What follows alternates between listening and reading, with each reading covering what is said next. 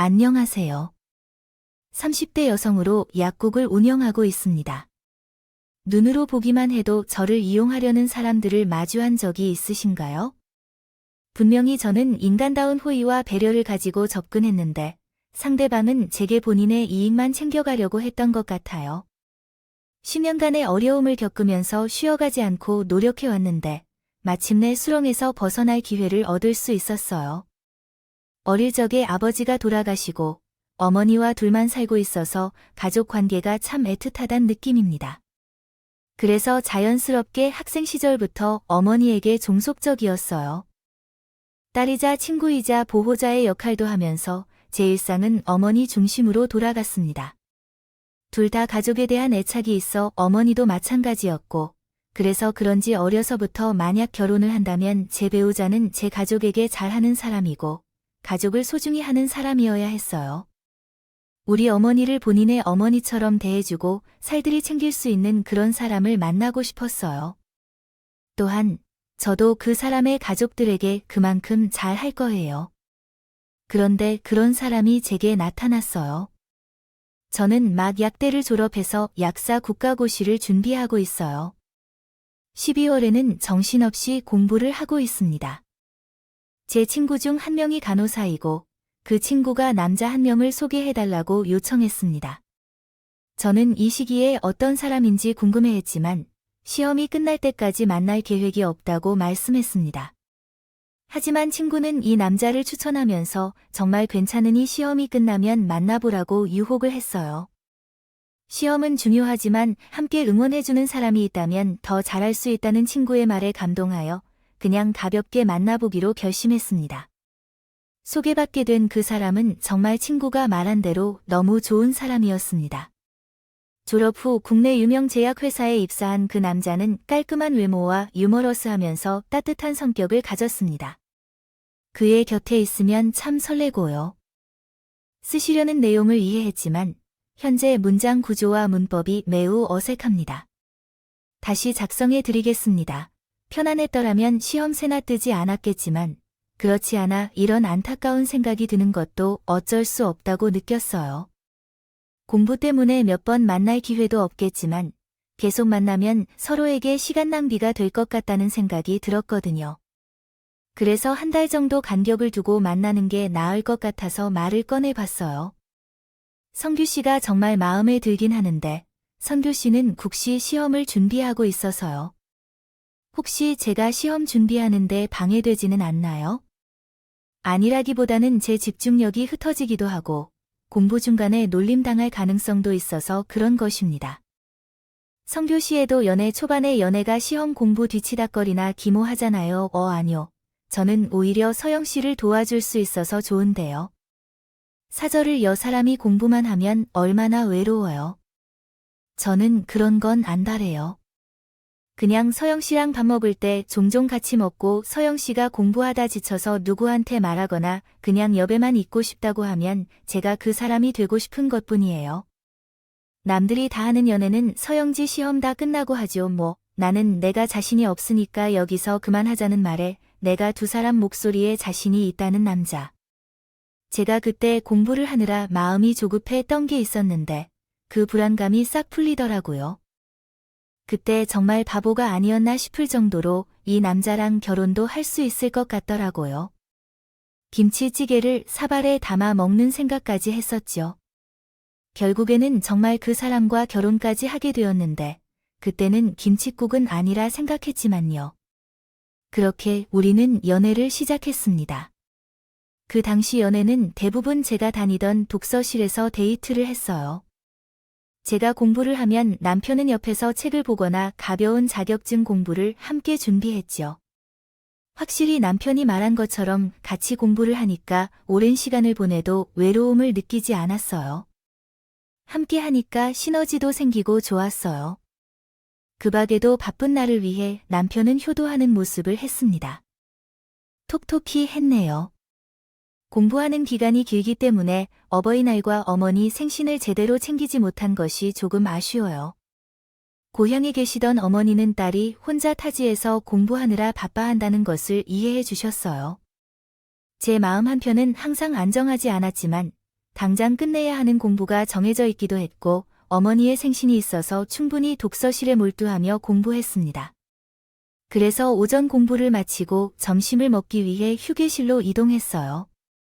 밥을 먹다가 꺼둔 핸드폰을 켜는데 남편에게서 문제와 함께 몇 장의 사진이 있었어요.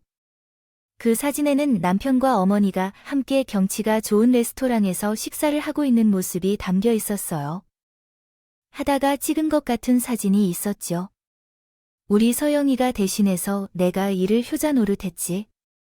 나는 문제가 들어 있었고 남편과 어머니는 언제 봤던 사이라고 사이좋게 마주 앉아서 사진을 찍는 휴대폰을 향해서 정말로 웃고 있었어요. 저는 당장 앞에 있는 점심밥도 있고 놀라서 전화를 걸었습니다. 여보세요. 어디야? 왜 우리 엄마랑 같이 있어? 아, 이제 벌써 사진을 보니까 점심 먹을 시간이네. 서영이 바쁠 것 같아서 내가 어머니 모시고 같이 식사하고 있었어. 어머님, 서영이가 요리하고 밥을 먹고 공부하고 있어요. 아유, 점심시간 벌써 지났다. 잘 챙겨 먹으면서 공부하세요. 우리 진짜 맛있는 조개찜 집왔지? 나중에 사영이랑 같이 오자. 알고 보니까 공부 일정이 빡빡해서 고향으로 내려가는 시간이 없었던 제게 귀하의 회사 휴가를 사용해 저희 어머니의 생신날을 맞이하러 고향으로 내려갔습니다. 생신 잔치를 함께하면서 남편이 어머니께 드린 꽃다발과 화장품 세트가 담긴 사진을 보게 되었는데 그 사진을 보니 꽃다발과 화장품 세트가 바리바리 쌓여 있어서 놀랐습니다. 제가 어머니의 생신을 제대로 축하해 드릴 수 없어서 아쉬웠는데 내가 몰랐던 사이에 남편이 어머니와 만난 적이 없음에도 불구하고 몰래 연락을 해서 어머니의 생신을 축하해주고 계셨다는 사실을 알게 되었습니다. 이후에도 제가 모르게 고향으로 내려가어 어머니의 얼굴을 보러 가곤 했는데 어머니가 좋아하시는 무화과가 가장 맛있을 때마다 한 상자씩 보내주셨습니다. 공부에 집중하느라 바쁜 나는 생각도 못한 일이었습니다. 아무것도 도와주지 않는데도 남편의 배려와 노력에 감사하고 미안함을 느낄 정도였어요. 정말 남편과 결혼해야겠다고 결심한 적도 있었는데요. 어느 날 공부를 위해 시간을 내달라는 요구조차 하지 않았던 사람이 제게 먼저 만나자고 일정을 잡았어요. 그때는 어떤 식으로든 공부를 마치고 난 다음에 만나되 그의 시간대를 따르겠다고 했었는데 그 시기에 제대로 만나지 못한 것이었죠. 만나러 가는 길엔 어디로 가는지도 말하지 않고 알아보겠다며 그냥 가게 되었어요. 차 안에서도 남편이 말한 대로 가다 보면 어디로 가는지 감을 잡을 수 있었어요. 바로 우리 아버지의 묘소로 향하는 길이었어요. 남편은 저를 데리고 아버지가 묻혀 계시는 납골당에 가고 있었어요. 가만히 생각해보니 그 다리가 저희 아버지의 다리인 것을 깨달았어요. 저는 그냥 어머니를 모셔 조용히 갈 생각이었는데 남편이 선수를 쳐서 먼저 절을 하고 저를 데리고 온 거예요. 남편은 납골당에 조용히 안치되어 있는 아버지의 묘소 앞에서 맨바닥에 냅다 절을 하더군요.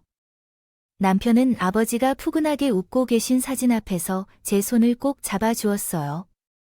그때 저는 이 남자와의 결혼에 대한 일말의 의심도 없어지게 되었어요. 더불어 이 사람이 내 가족에게 하는 만큼 나도 이 사람의 가족에게 최선을 다할 것이라고 생각했어요. 다 하겠다는 생각을 했어요. 사실 결혼 전부터 저도 남편이 저희 어머니에게 잘한 만큼 시댁을 먼저 찾아뵙고 잘하고 싶었어요.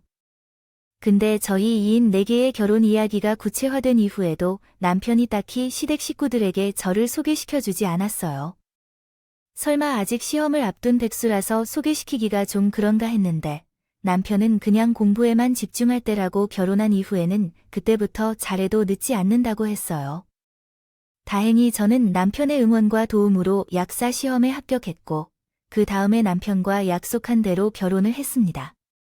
이제야 남편만큼 나도 남편의 가족을 챙길 수 있겠구나. 받은 만큼 베풀어야지 하고 생각했어요. 기대했지만 남편이 결혼 전 자신의 가족을 소개시키지 않은 이유가 있었더라고요. 사실 아버지께서 결혼 전부터 남편을 알고 계셨고 이미 50g가량 거의 15년이 넘은 세월 동안 알고 계시더라고요.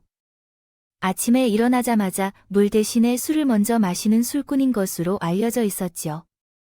처음으로 남편의 고향을 방문했을 때 시아버지는 이미 취해 계시던 모습이었어요.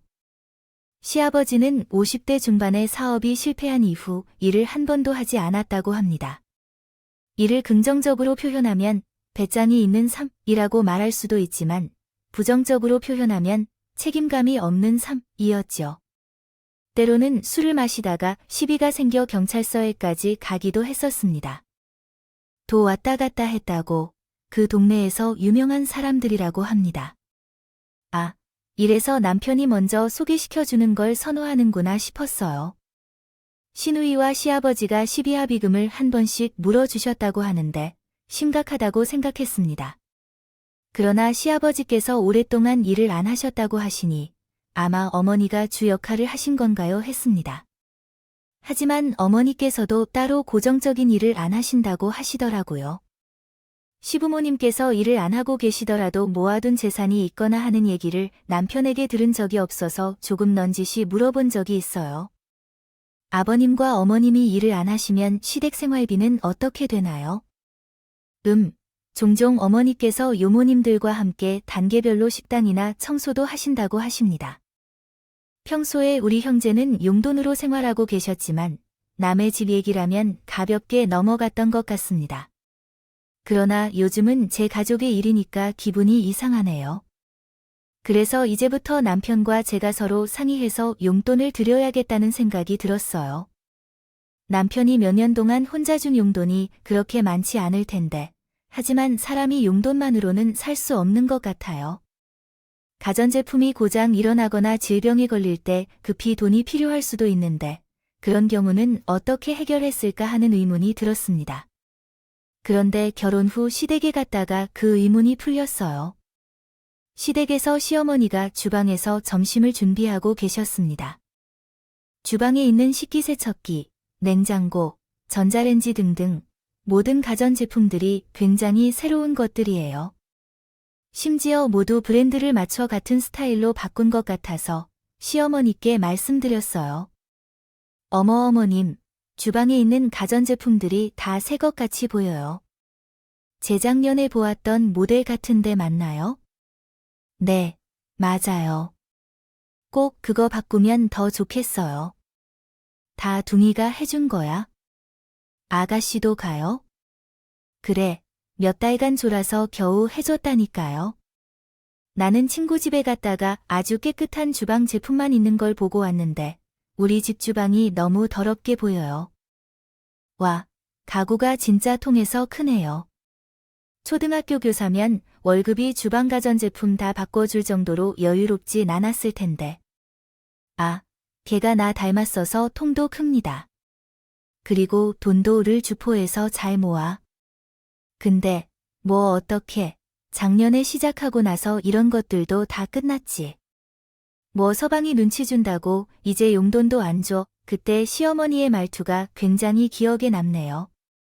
주방 제품을 사 바꿔준 착하고 통근 딸에 대한 고마움보다는 결혼하고 용돈을 끄는 딸에 대한 원망이 더 커 보이더라고요. 아니, 솔직히 결혼하고 나서는 생활비 쓰기 자유롭지 않을 거고 제가 알기로는 교사로 일하기 전에도 알바해서 집에 생각이 되어 올랐다고 하는데 뭐 얼마나 더 받아야 할 것 같아요? 차은, 거지다 하면서 속으로는 쓸쓸한 마음이 느껴졌어요. 그러나 그 뒤에 오는 이야기는 더 염증을 증폭시킨다. 그래도 이젠 돈을 잘 벌어오는 며느리로서 다행이지. 교사에게 배운 것 별것 없어.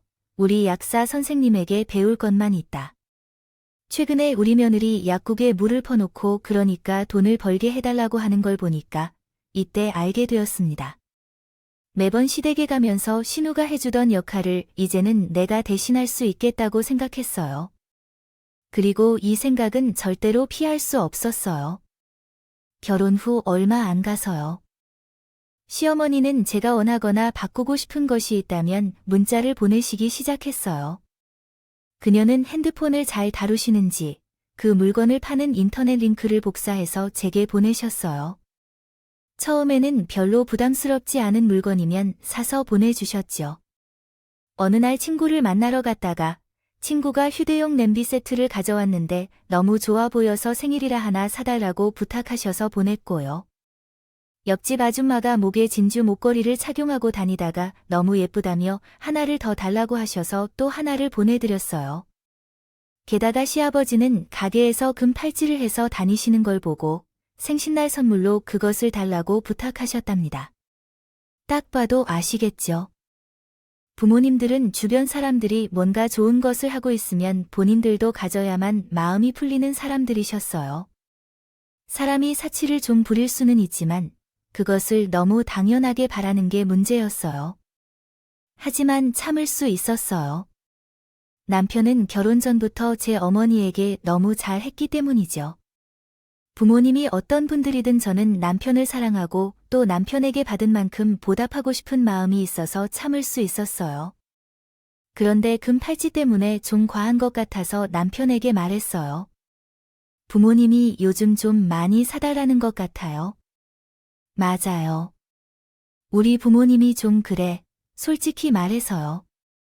지금까지 나와 동생이 들였던 돈으로 충분히 생활하면서 행복했는데 아버지는 술로, 어머니는 허영심으로 언제나 부족하다고 말씀하셨어요. 미안해 여보. 내가 우리 부모님이라고 해도 결혼 전에 얼마 정도의 돈을 이미 구웠다고 말씀해야 했는데 이제서야 잘 하겠습니다. 남편은 이렇게 말하고 시부모님들께 약속을 받아왔어요. 이제부터 정해진 용도로 받고 더 이상 요구하지 않겠습니다. 가지고 싶은 물건은 생일이나 어버이날 같은 기념일에 받고 혹시 시댁의 가전제품이나 필수품이 고장났을 때 수리가 안 될 때 새 것으로 산다고 말씀하시네요. 시부모님은 두 분 다 한마디씩 하셨다. 버리실 수 없어. 그러나 받지 못할까 봐 동의했어. 그냥 동의한 것도 아닌데 말이 조건으로 매달 20만 원씩 더 받는 거야. 그래도 하루 걸러 하루 가지고 싶은 물건 링크를 문자로 받는 것보다는 싸게 구하려고 했어. 남편은 내 제게, 우리 장모님은 정말 아무것도 원하는 게 없고 뭘 사드리려고 해도 마다하시는데 우리 부모님일 경우는 당연히 생각하다 못해 더 원하는 게 있을까라고 말했어. 그렇게 저와 장모님께 항상 죄송하다 감사드리는 말씀도 했고 그래도 일단 시아버지 생신이니까 원하시는 금 팔찌를 해드릴까요? 생각을 해봤어요. 약속한 대로 원하는 물건이 있으면 기념일에 받기로 하셨으니까요. 금방이라도 가야 하나 하고 있는데 신우이에게 전화가 한 통 걸려왔어요. 여보세요. 제 언니 지금 통화 가능하세요? 그럼요. 무슨 일이에요? 오랜만에 전화 온 신우이가 제게 시아버지 생신이라고 하며 따로 선물하지 않고 그냥 돈을 모아서 상품권이나 드리는 게 어떠냐고 물어봤다고 해요. 저는 안 그래도 아버님 생신 선물을 생각하고 있었는데 이전에 아버님이 금 팔찌를 원하신다고 말씀하셨다는 걸 기억하고 부모와서 그것을 드리는 게 어떠냐고 제안했어요. 신우이는 그 말에 좀 주춤하더니 이내 알겠다고 말했더라고요. 그리고 추가로 말했어요. 아, 언니, 우리 부모님 때문에 걱정 많으시죠? 아니, 갑자기 왜요? 연니한테 이것저것 해달라는 거 많잖아요. 아, 그렇긴 했는데 이번에 약속하신 대로 난 그러세요. 우리 부모님 응석 다 받아달라는 말 아요? 언니가 정말 고생해요. 아무리 우리 부모님이라고 해도 내가 다 겪어보고 말하는 거니까 꼭 기억하세요. 하나를 들어주면 3개나 4개 더 달라고 하는 게 우리 부모님이니까요. 내가 우리 부모님을 위해 사채지어서 대출까지 받았잖아요. 이제 결혼해서는 어느 정도 남편 얘기, 시댁 얘기하면서 피해야겠지만요. 이제 연니한테 나은데 하던 거 그대로 하던가 걱정돼서 그래요. 신우이는 이렇게 말한 뒤에 선물은 금 팔찌 하나로 결제하자고 했다. 다음에 더 비싼 거 달라고 하지 않도록 하자고 한 뒤 전화를 끊었다. 결혼 전에 신우이가 시부모님에게 등골 빼먹고 무슨 일이 있었다는 건 알았지만 대출을 받았던 것은 몰랐다. 상황이 내 생각보다 더 심각하고 얽매이게 되었어. 그래도 남편과 시부모님에게 약속을 받아내는데 더 나빠지지 않을 것이라고 생각했어요. 하지만 용돈이나 선물 문제는 일단 끝났다 한들 부분적인 문제가 있는지 궁금했어요. 시부모님은 정말 다양한 방식으로 무엇이든 받기 위해 애를 썼다. 어느 여름날 가게가 문을 닫고 퇴근했습니다. 현관문을 열자마자 방은 아름다운 여름의 집으로 변했다. 집안은 시원한, 아니 시원함을 뛰어넘는 추운 에어컨 냉기가 저를 포옹했다. 그때는 첫째를 낳은 후였는데 첫째는 유치원 여름 캠프에 다녀와 집에는 누구도 없을 거란 생각이었다. 남편은 항상 저보다 늦게 퇴근을 해서 문득 아침에 출근할 때 에어컨을 켜놓고 나온 게 아닌가 하는 생각이 들었다. 그래서 마주한 거실에 들어가 보니 어머나, 시아버지와 어머니께서 우리 집에서 즐거운 휴식을 즐기고 계신 모습이었다. 에어컨 온도는 23도까지 내려가 집안은 아주 시원했다. 어머니는 거실에 소파 한 자리를 차지하고 손에 간식을 들고 TV를 보시며 즐기시고 계셨고 시아버지는 주방 식탁에 앉아 반찬을 즐기고 계셨다. 그는 이미 소주 3병을 꺼내서 마시고 계시더라고요. 그 광경을 보고 기절하고 싶었습니다. 어머니, 아버지, 아이쿠 왔어요. 아니, 우리 집이 너무 더워서 왔어요. 아니, 2층 에어컨을 다 키면 전기세가 낭비되니까 미리 와서 집을 시원하게 만들어 놨어요. 밖에 너무 덥죠? 네, 아가, 너 반찬을 미리 만들어 놓았니? 안주로 좀 먹었더니 벌써 동이 나네. 미리 해야지, 미리 해야 좀 안 드러나라. 몇 년 전에 제가 드린 금 팔찌를 차고 있는데 안주가 없다고 투덜거리는 시아버지.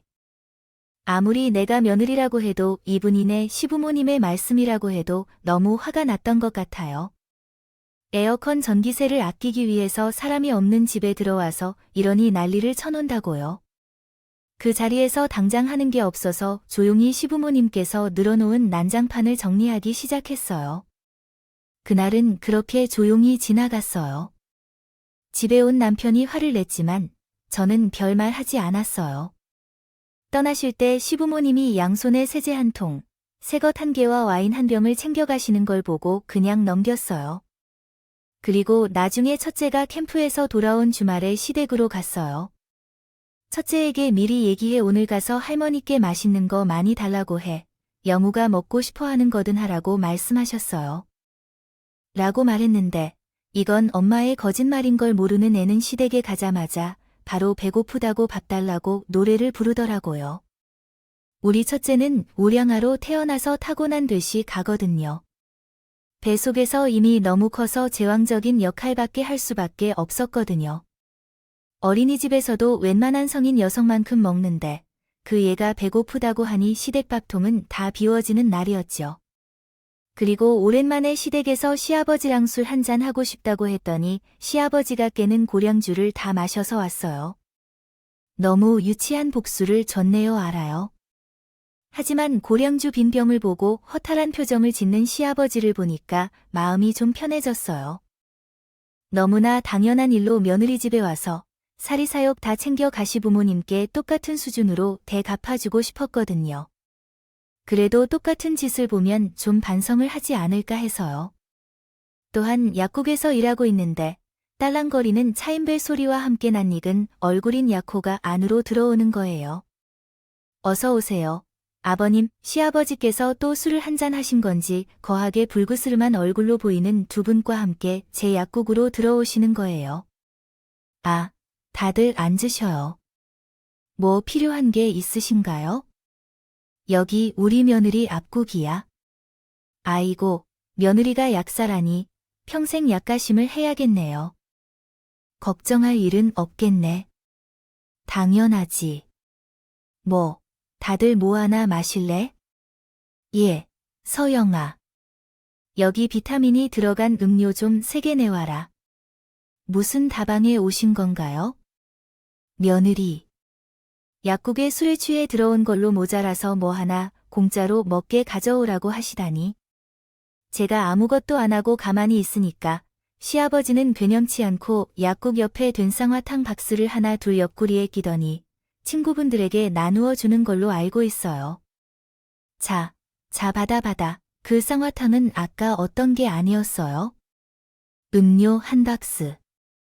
원하신다면 얼마든지 드릴 수 있죠. 제 시아버지니까요. 근데 제가 일하는 곳에 술에 취한 시아버지가 왔어서 너무 당황스러웠어요. 본인 물건이 냥일 시대에는 고래 너무 화가 났습니다. 저는 참지 않고 시아버지의 옆구리에 낀 산화탕을 빼서 바닥에 놓았어요. 그리고 아무렇지 않게 웃으며 말했어요. 아버지, 지금 그 상태로 이거 들고 가면 밖에 먹어요. 술 취하셔서잖아요. 택시를 불러드릴 테니까 그냥 들어가세요. 이러면 경찰서에 또 신고될 것 같아서 예의 바르게 이분께 인사를 드리고 택시를 불러 시아버지를 집으로 데려갔습니다. 그리고 남편에게 시아버지께서 예고도 없이 술에 취해서 제 약국에 오면 정말로 매달 주는 용돈을 끊겠다고 했습니다. 했어요. 남편도 화가 난 저를 이해했고 시아버지께 한마디 했나 보더라고요. 그 후로는 술 취한 시아버지가 저를 약국으로 오는 일은 없었습니다. 용돈 끊긴다는데 당황하셨겠죠. 그렇다고 두 분 다 크게 반성을 하시지도 또 바뀌지도 않으셨지만 그나마 내 남편의 부모님이니까 제 부모님들이 기도하시다는 생각으로 버텼습니다. 남편은 결혼 생활 동안 변함없이 잘했으니까요. 저희 어머니에게도 또 저와 애들에게도 말이에요. 아마 그게 제가 결혼 생활 동안 비상식적이고 뭐든 얻어내려고 눈에 불을 켜고 있는 시부모님을 버틸 수 있는 힘이었어요. 그런데 그 힘이 뿌리째 뽑히는 사건이 됐습니다. 터지고 말았어요. 둘째를 낳고 5년 정도가 지난 후 남편과 결혼한 지 막 10년이 지난 어느 때쯤 저는 남편으로부터 수상한 냄새를 맡게 되었습니다. 일생 동안 맡지 않았으면 좋겠다고 했을 법한 그 냄새를 말이에요. 시작은 그리 거창하지 않았어요. 그냥 남편의 일상적인 생활 패턴이 조금씩 변하기 시작했다고요. 야근은 작긴 했어도 외박이나 출장이 한 해에 몇 번 일어날까 말까 한 사람인데 신약 세미나라고 하는 지방 출장이 늘어나기 시작했어요. 처음에는 와, 힘들겠다, 생안에 집에 오면 뭐라도든 대니에서 먹여야겠지 등의 생각만 했는데 어느 순간부터는 정말 출장이 가능한지 의심이 들었습니다. 그런데 뭔가 제 실체 없는 촉이란 것 같았어요. 근데 어느 날 남편이 지방으로 출장을 간다는 소식이 있었죠. 아이들을 재워놓고 노트북을 찾으려 소파로 갔을 때 남편이 노트북을 안 가져갔다는 것을 알았어요. 둘 다 같은 모델의 노트북을 쓰고 있었거든요. 그래서 내 것과 똑같아 하고 남편의 노트북을 켜서 제 할 일을 하고 있었죠. 노트북에 사진이 있었는데 핸드폰과 노트북을 같은 브랜드로 연결해서 사진첩을 공유할 수 있다는 걸 알게 되었어요. 동기화를 하면 핸드폰으로 찍은 사진을 실시간으로 연결된 노트북에서 볼 수 있거든요. 그때 내일은 둘째 어린이집에서 가족 사진을 그리는 미술 시간이 있대요. 제가 요청해서 그 사진을 찾고 있었거든요. 제 노트북에 있었지만 남편의 노트북에도 있어서 그래서요. 그런데 아직도 그 충격이 어제처럼 생생하게 떠올라요. 남편 노트북의 사진첩에는 실시간으로 사진이 쌓이고 쌓이는데 그 중에는 남편이 다정하게 다른 여자와 함께 침대에 누워있는 충격적인 사진도 있어요. 출장을 갔다고 말했던 그 사람이 찍은 사진은 결코 아니었어요. 내 남편이 다른 여자와 사랑에 빠져있는 모습을 실시간으로 보게 되니 마치 세상이 노랗게 보이더라고요. 둘째 아이를 자연분만으로 낳을 때는 이렇게 머리가 아찔할 정도로 아프지 않았는데 나는 그 사람의 사랑을 위해서 그렇게 된 것 같아요. 위의 친구도 다 살았지만 나의 남편은 나란 존재를 완전히 머릿속에서 지워버리고 다른 여자와 저렇게 노는 것을 발견했다. 제정신을 차려서 남편의 노트북을 확인하는데 오래된 사진들을 보았을 때 거의 1년치에 해당하는 것처럼 보였다. 매번 출장을 핑계 삼은 것 아닌가 생각했을 때 집에 있을 때만이 아닌 이외의 시간에도 함께 보낸 것이 느껴졌다. 그 인간을 앞에 두고 제게 할 수 있는 일은 벼락이라도 맞추는 것일 텐데 그때 내가 할 수 있었던 일은 없었다.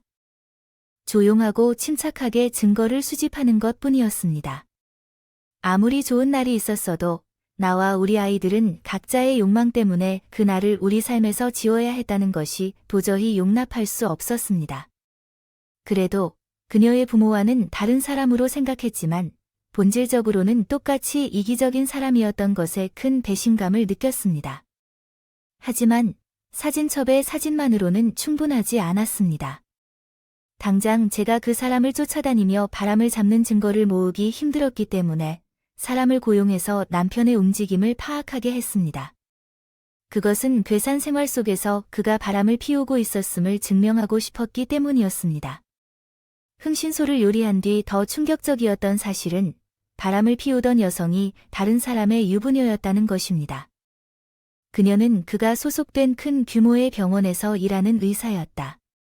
그는 그의 전문적인 능력이 여성들에게 뛰어난 것으로 보여서 내 안에 어떤 반환이 있어도 그 증거가 어느 정도 모일 때 남편이 퇴근하기 전에 그의 짐을 싸기로 했다.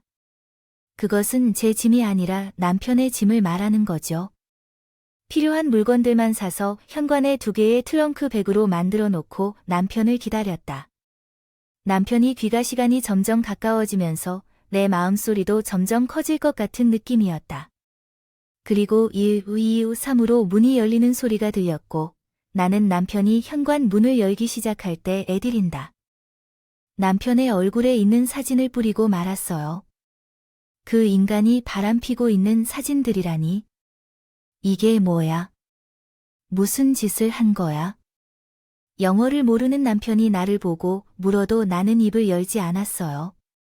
남편은 입을 다물고 있는 나를 보더니 떨어진 사진들을 확인하기 시작했고 얼굴이 사색이 되면서 연신 마른 손으로 얼굴을 가리고 제 앞에 무릎을 꿇었습니다. 미안해. 정말 미안해. 잘못했어. 상황 파악이 빠르네. 그래서 바로 무릎도 꿇고 말했어요. 정말 미안해. 아, 미안해. 일단 내 얘기를 들어봐. 내가 정말 하니 앙 그렇게 궁금해. 말하지 마. 그 여자가 당신 머리총 들이밀고 만나자고 한 거 아닐 거 아니야? 했으니까 나가. 이혼할 때까지 당신 부모님 집에 가든 그 여자 집에 가던 해. 아, 그 여자 유부녀랬지. 김에 셋이 한번 살아보든가. 여보, 진짜 나 이렇게 보낼 거야? 안 보내면 뭐, 계속 끼고 살아.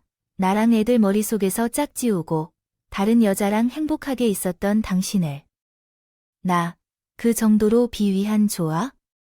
아, 난 정말 당신이 나하고 우리 애들하고 우리 엄마 최선을 다하는 모습 때문에 사랑했던 건데 그게 다 거짓이어서 커. 당신은 내가 그런 당시 믿고 당신 대신에 시부모님 상대에서 편했지? 당신을 이 당신 부모님이랑 똑같아. 욕망에 눈 멀어서 이기적인 선택만 하는 나, 당신 얼굴 터 보고 있고 싶지 않아. 시간 낭비 그만하자. 전에 현관에서 꿋꿋하게 버티는 남편을 문을 열고 밀쳤어요. 가방도 다시 벗어던지고 문을 걸어 잠그고 보조 잠금 장치까지 걸고 들어와서 털썩 주저앉았어요.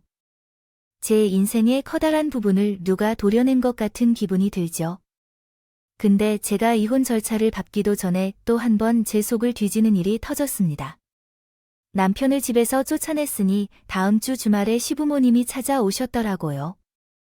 그때는 아직 저희 어머니에게도 시부모님에게도 저희가 이혼할 것도 남편의 바람 사실도 말 안 하는 상황이었거든요. 아무것도 모르는 시부모님은 그저 점심까지 하자고 앞에 있는 순대국집에서 포장해 와서 찾아오신 거였어요. 제가 아직 가족들에게 말할 준비가 안 되기도 해서 그냥 음식 포장한 것을 다 풀어서 애들과 시부모님과 함께 식사를 했습니다. 그런데 성규는 어디 갔을까? 집에 없는 것 같은데. 토요일에도 일하러 나간 24세 아니에요. 아침 일찍 나갔어요. 어머, 걔가 고생한다. 아, 남자가 주말 없이 일하면 모범이라고. 국이나 한 잔 더 따봐.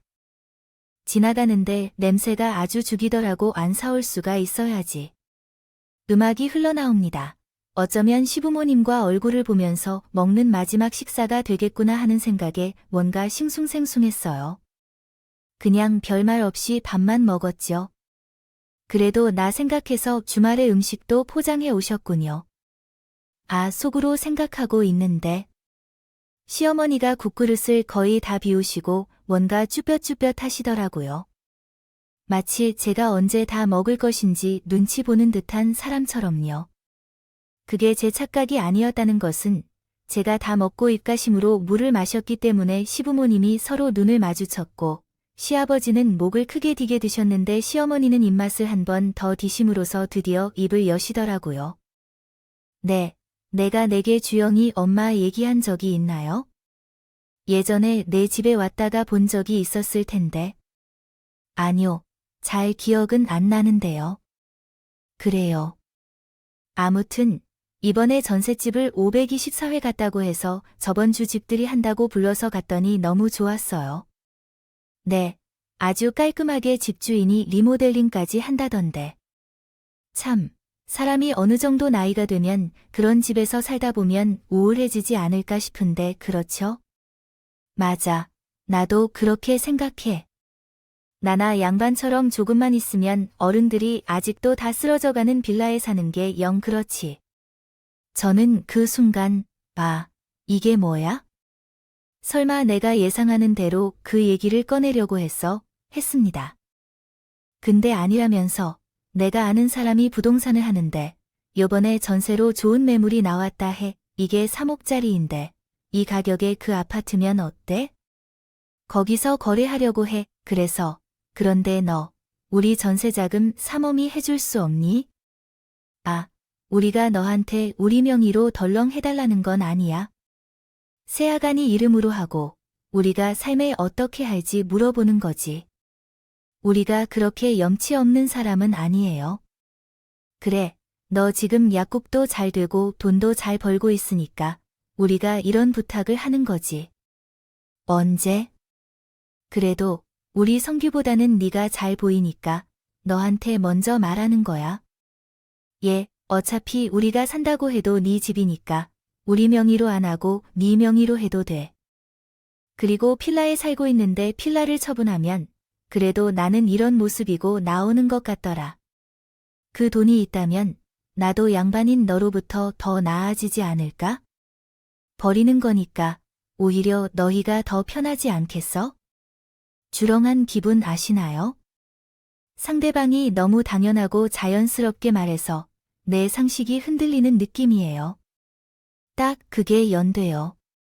마치 저를 위해 주는 것처럼 선심을 베푸는 사람들처럼 말하면서 기분 좋게 말할 때 정말 대박이네 하는 말이 나왔어요. 옆에 앉아 밥을 싹싹 긁어 먹던 친구들에게 말했어요. 영우야, 시연아 방에 들어가서 많이 봐. 오늘 하루 종일 봐도 돼. 소리도 크게 해서 봐도 되고 만화를 하루 종일 봐도 된다고. 아이들이 방으로 뛰어들자마자 나는 치의 얼굴에 흠뻑 물들지 않은 기대에 고개를 돌렸다. 부모님 얼굴을 봤습니다. 방 안에서는 아이들이 많은 소음을 내며 뛰어댕겼고 나는 동시에 입을 열었다. 정말 가지가지 하시네요. 무슨 3호? 제가 300억이 있다고 해도 두 분한테는 절대 안 줄 거예요. 아니, 3,000원도 아까워서 안 줄 거예요. 제 고함에 두 사람은 영문을 모르고 당황했다. 나는 말을 틈없이 속닥거렸다. 아들은 바람 피워서 아내랑 얘들을 돌보라고 하고 그 부모님은 며느리에게 와서 전세금을 간청하며 선을 벌이는 게 참 여러모로 부모와 자식의 관계가 꼭 닮은 것 같아요. 지금 부친과 모친은 아들이 밖에서 무슨 짓을 하는지 어떤 상황인지 모르셨던 거예요. 그래서 화가 나서 제가 당장 주방에 있는 가방을 가져와서 안에 있는 사진을 던졌습니다. 시아버지와 어머니는 갑자기 떨어지는 사진 속에 눈도 못 떴고 당했어요. 그리고 그 사진을 서로 슬며시 보자 입이 다물지 못하고 놀라셨어요. 하지만 맞아요. 제 이 아들은 지금 다른 여자에게 두려움이 모두 실리고 저에게 이혼을 하자는 말을 하고 이 집에서 쫓겨난 채로 나갔어요. 그리고 그 여자는 유부녀인데 쟤보다 5살이나 많다고 해요. 아, 의사라고 하니까 종이부터도 보실 거예요. 돈을 잘 버는 며느리를 좋아하시잖아요. 그 사는 지금 내 아들이 만나는 여자에게 한 말이에요. 아, 이게 다 뭐야? 쑥, 서영아, 일단 앉아. 앉아서 얘기해. 아이고, 정말 한도 이혼할 거니? 시부모님은 제게 아들을 잘못 키웠다, 미안하다 하지만 이혼은 다시 생각하라고 하며 안절부절 못하셨어요. 저는 다 필요 없으니 어차피 우리는 이미 남남이 다 그만 나가 달라고 했습니다. 시부모님은 끝까지 현관을 나가면서 본인들 아들 한 번만 봐주라고, 너 없으면 우리는 어쩌냐 고 하시는데 딱 봐도 저에게 미안하고 상황이 안타깝게 보이는 게 아니라 본 잘 버는 며느리를 잃는 게 두려워서 하는 말인 것 같았어요. 그 후 바로 이혼 절차를 밟았습니다. 친정 엄마에게 제 이혼과 남편의 외도 사실을 밝힌 이틀 내내 말했어요. 처음에는 아이의 믿음을 얻지 못했고 그렇게 예쁘게 생각했던 박서방이 내 딸과 선주를 두고 외도를 한다니. 더 이상 설명하기 지쳐서 사진을 확인시키니 뭔 새끼 거기서 그렇게 하면서 욕 좋은 이제 그냥 욕이라는 욕을 다 했어요. 이혼 변호사에게 저가 갖고 있는 증거를 모두 넘기고 3가지만 요청했습니다. 아이들의 단독 양육권과 양육비, 그리고 재산 분할에 대해 전적으로 저에게 유리한 조건으로 말이죠. 어차피 바람도 그 인간이 피웠고 그때 살던 집의 대출금도 제 이제 소유하고 있는 수익으로 어렵진 않아요. 어차피 예상된 습관이었기 때문에 이런 배신감과 상처는 어떻게 아물지를 모르겠어요. 그 인간이 쇠로 죽어가는 모습을 보아야만 마음이 조금씩 풀릴 것 같은 정도의 분노가 끓었습니다. 유부녀라는 그 여자에 대해 상간녀로 소송을 했지만 만족스럽지 않았어요. 지금은 남편을 잃고 제 아이들은 아버지를 잃었는데 그 인간은 그보다 더한 보응이 필요하다고 생각해요. 처음에 도움을 요청했던 변호사 사무실에 다시 연락했고 그리고 부탁해서 5차례까지 피차 지원을 구하는 것이었어요. 그 여자가 일하는 병원에서 전단지를 좀 나눠주더군요. 경찰이나 벌금을 낼 때는 비용을 내야 한다고 말했어요. 흥신소 직원은 이런 일을 원래 하지 않는다고 하지만 나 역시 자식이 있고 결혼을 한 입장에서 이해가 되어 이번 한 번만 해주겠다고 했어요. 그리고 따로 그 여자가 일하는 병원 원무과로 이메일을 보냈죠. 전 남편과 그 여자가 바람 피우는 사진을 30장 정도 첨부해서 2명의 욕망이 오지게 들어밴 덕분에 이제 한 집의 남편이 무너졌다. 사람을 치료하는 의사가 집 자체를 치료하지 못하는 상처를 주었으니 병원의 이미지를 생각해서 당장 그녀를 해고하도록 했어요. 병원 측은 의외로 침착하게 대응했습니다. 제 메일을 받았고 사실관계를 확인 중이라고 다수의 메일이 왔습니다. 그 여자는 제가 흥신소 직원의 손으로 며칠 동안 병원 앞에서 전단지를 뿌리고 나니까 연락이 왔다고 합니다. 변호사를 통해서 연락했더니 당장 상관 요소성 위반자를 제공하라는 요청을 받았으며 사람을 치워달라고 요청했습니다. 현재 병원에서 해고될 가능성이 있는데 이 소문이 퍼지기 전에 다른 곳에서 진료를 받아야 한다고 하였습니다. 제발 전단지를 뿌리지 말아달라는 부탁을 받았는데 지금 그 일에 정신이 없다고 합니다. 명예훼손 소송을 안 할 것이라고 하며 이 정도에서 그만두는 게 낫겠다고 말했습니다. 나도 먹고 사야 하기 때문에 하더라고 합니다. 저는 그 여자가 병원에서 해고 당했다는 사실을 알려주었습니다. 소식을 듣자마자 흥신소 직원들을 철수시켰어요. 흥신소 직원들에게 쓴 만큼 그 여자에게서 위자를 받았으니 이런 것만으로 얻은 것이 더 많은 결과인 것 같네요. 그 여자의 해고 소식보다 더 기분이 좋았던 건 전 남편이 회사를 그만뒀다는 소식이었어요. 잔발 없는 말이 천리 간다고 소문이 한 번 돌면 무섭게 퍼진다는 건 알았지만 이미 그 업계에서는 전 남편과 그 여자의 사이가 거의 공식적이라고 떠나요. 그럴 것이 그 둘이 처음 만난 것이 약 관련 세미나였고 그 후에도 세미나나 출장 명목으로 자주 다녔으니 여기저기 소문이 돌았던 거죠. 그런데 그 여자가 이번에 불륜으로 병원에서 잘렸으니요. 전 남편도 회사에서의 소문 때문에 자존심 상해 그만두겠다고 하더라고요. 그냥 소용없고 용기 없는 사람이라 그의 좁은 어깨를 짓밟은 사람을 만나는 것도 이해할 수 없었어요. 그가 이런 일을 벌여도 상관없을 것 같다고 생각한 지 월이나 지난 후 제가 새 집으로 이사를 하고 애들과 새로운 삶을 준비하고 있을 때쯤 전 남편에서 구차는 연락이 왔어요. 처음에는 우산에 관한 얘기인 줄 알았지만 결국 요점은 제가 불편하게 느껴지도록 전화를 걸었던 거였더군요. 이젠 사용하지 않을 거나 지내 원룸에서 혼자 사는데 의사가 병원을 옮길 때 너를 안 만나기로 결심했다거나 다른 이야기는 내 이야기가 아니란 걸 알아요. 남편을 선택했어. 그 사람은 남편이 한 번 봤을 때 그런 분이었어. 그래서 너도 봐달라고 했어. 나는 누가 버렸는지 받은 걸 주어서는 결코 사용하지 않을 거야. 그냥 쓰레기통에 버릴 거야. 서영아, 제발 나를 불쌍하게 여기지 말아줘. 이 직업을 잃고 가족까지 잃었는데 누가 불쌍한지 모르겠어. 말이 나와서 미안한데 그 여자의 남편은 그 여자가 그런 사람이어서 좋아하는지 모르겠는데. 당신은 일도 없는 백승대인데 내가 뭐가 아쉬워서 봐줘일까? 어차피 내가 먹어야 할 판인데 남의 손가락질을 받아도 이제 그만두는 게 맞을 것 같아. 누가 내가 다시 데리고 산다고 했을까? 더 이상 이런 일로 이로 첫 번째, 연락하지 말아줬으면 해. 통화 시간이 아까워 그랬는데 끊은 후에도 종종 연락이 오니 애들이 보고 싶어서 애들을 보고 싶다고 징징 걸었습니다.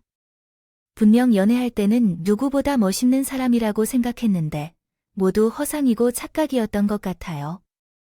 지금은 새로운 곳에서 아이들과 함께 살고 있어요. 일하는 약호 근처로 이사를 가서 몸은 더 편해졌어요. 애들이 나중에 크면 아빠를 만나게 될지도 모르지만 지금은 제가 자발적으로 애들을 그 인간에게 보여주는 일은 없을 것 같아요. 제 등골을 빼먹으려던 15원인과 내 뒤에서 다른 여자를 만나던 남편. 분명 저는 저와 제 가족을 잘 돌보는 남편에게 감동해서 나도 그 마음에 보답을 한 적이 있었는데 결과는 부모님과 남편의 배신만 남았네요. 정말 세상에 믿을 만한 사람은 별로 없는 것 같습니다. 가족으로 연결된 관계라 할지라도 그래도 한 번 되었다고 세상을 불신하는 것은 희망이 없다고 자포자기하는 것입니다. 앞으로 제 삶이 너무 피폐해질 것 같습니다. 그래서 꿋꿋이 지금 내 곁을 지켜주는 진정한 가족에게 집중하고 혹시라도 내 등을 치고 등을 물어먹을 인간들을 구별하기 위해서는 마음의 상처를 내면서 굳은 살처럼 익혀야 할 것입니다. 몇십 년, 몇천 아니면 단지 8시간만 살아도 어려운 인생이란 까닭은 아마 언제나 분별할 수 없는 특별한 사건이 나타나기 때문인 것 같습니다. 부디 앞으로 제 앞에 이런 충격적인 사건이 발생하지 않기를 바랍니다. 제 이야기를 들어주신 여러분께도 더 이상 인생의 굳은 살이 바뀔 일이 없기를 바랍니다. 함께 해주셔서 감사드립니다. 음악